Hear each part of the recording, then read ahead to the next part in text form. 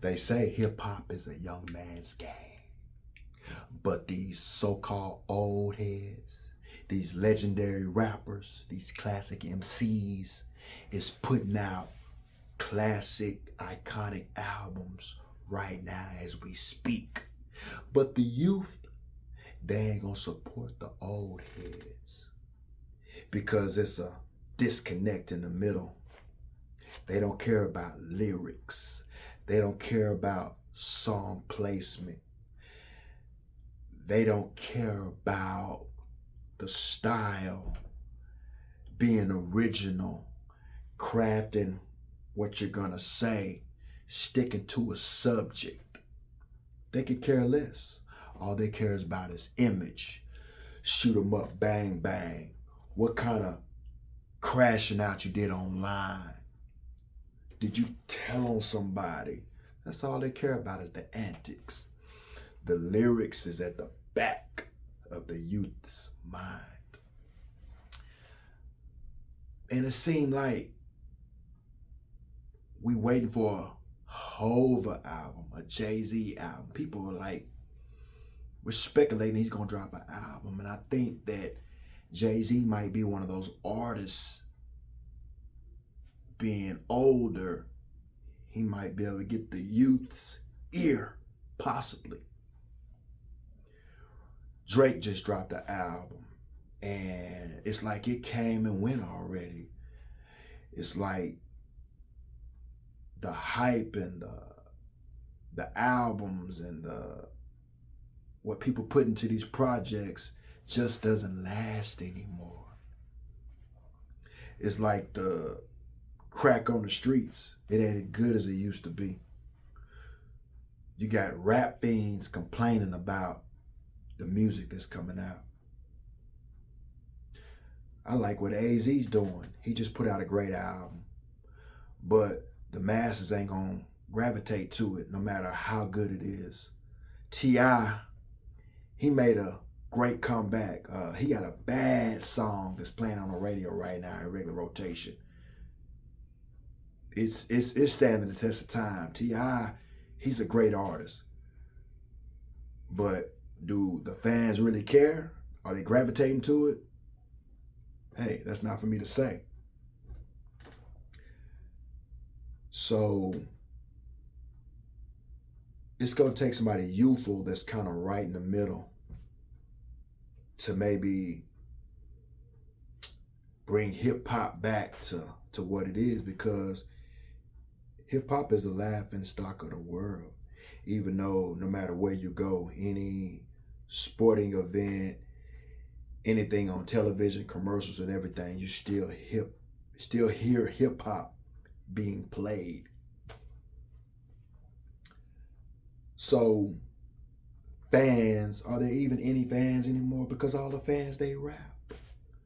And I hate to see artists do albums where they're dropping 50 songs on a release date. The consumer can't consume that much music at one time. We barely can stand one song. I don't want to see my favorite artists dropping 59 songs on a release and expecting us to gravitate to all that. It's too much music at one time. Hip hop is going the right direction, and at the same time it's going the wrong direction. But us consumers, we got to do better too, because we got to support what we can support. Bring some of the underground artists up. I like the Akeem guy, the one to be, he's kind of like the new Andre 3000. I like what he got going on. I like Russ. Russ is teaching independence. He's teaching you that you don't need the record labels. He's teaching you be consistent, own your masters, instead of just worrying about your publishing. We all know publishing, artists been getting screwed out of publishing for how long? And I tell people all the time, if you're still getting screwed in 2026, you don't need to be in the business, because all the information is available. I like artists like La Russell. He has a great movement going. I like Pedro Giovanni. He's kind of my era a little bit. I like Larry June. There's a lot of underground artists that are not getting their mainstream push. You have to know about them. You have to kind of discover them. And that's cool because their music is really connecting with the listeners. I miss that sound, that quality, the vibe where you could just put it in and just let it play. You knew when you spent your money, you were getting your money's worth. Not just, man, I'm gonna gamble and get this new album and be iffy about it. Like I always say, let's make hip hop great again. Let's make lyrics great again. Let's make the DJ great again. Let's make sticking to the subject great again. Let's make hooks great again. Let's boycott people who break the hip hop codes, who break street rules. Why are we promoting snitches?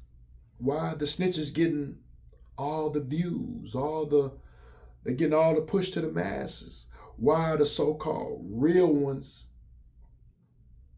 getting pushed to the back? Their voices are getting silenced. They're not getting that push. Hip hop was the most beautiful thing to happen to the black population. And at the same time, hip hop was the most destructive thing to happen to black culture. Hip hop has a major influence. Hip hop rules the world. Hip hop has a frequency that can move people in a way. It can make people go kill. It can make people do things they wouldn't normally do out of their character.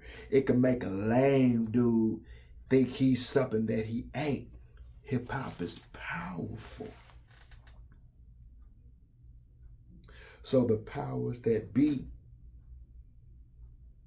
they gonna play the puppet master and feed us what they want to feed us.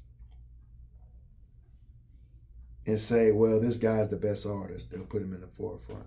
Give him XX amount of spins. He'll control radio. He'll control the publications. He'll control the media. We'll say he's the best artist of all time. And then the artist that got the talent that needs to push, you won't hear about them. Any artist they feel is going to change the world, they'll sabotage them on purpose. Go out and get my new book. It's called The Book of Courageous, The Gospel Ownership. It's a must read. It's an e-book. It's online on gumroad.com. The link is in the bio. Click the link. You can make a purchase. Support former artist, now a podcaster, a hip hop historian like me. I got my gear online that you can buy. We make custom gear at KOURAGEOUSdesigns.com, and that's with a K. That link is also in the bio. Get your hip hop gear, your hip hop apparel, or your customization, whatever you want to do. It ain't just support black businesses. Support businesses that are trying to prosper, that are building. We're not getting, we don't have the sponsorship. We're sponsoring ourselves. We're not asking for handouts. We're handing greatness out. We're not asking for anything. We're not begging. We're making an offer. Take it or leave it. And if you got a problem with it, tell them Jen said it already.